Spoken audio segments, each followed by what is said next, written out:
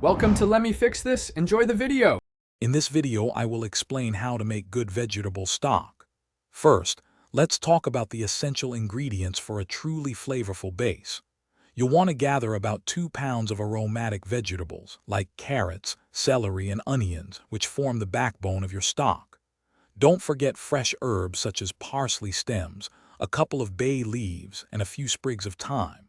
Remember to steer clear of cruciferous vegetables, as they can introduce an undesirable bitter note to your delicious stock.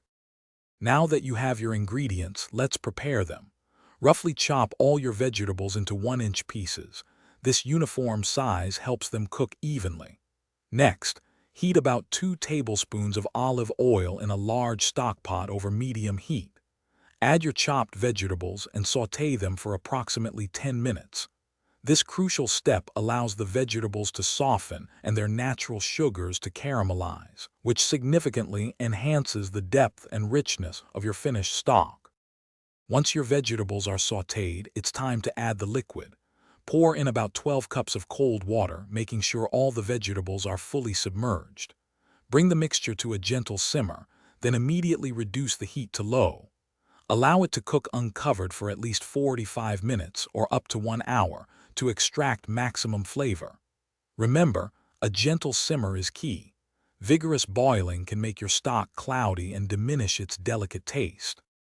After simmering, it's time to finish your stock. Carefully strain the liquid through a fine mesh sieve, discarding all the cooked solids. For an even clearer stock, you can line your sieve with a layer of cheesecloth. Allow the stock to cool completely to room temperature before transferring it into airtight containers.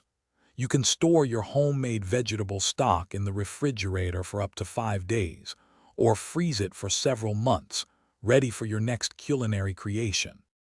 Thanks for watching. If you found this helpful, don't forget to like and subscribe.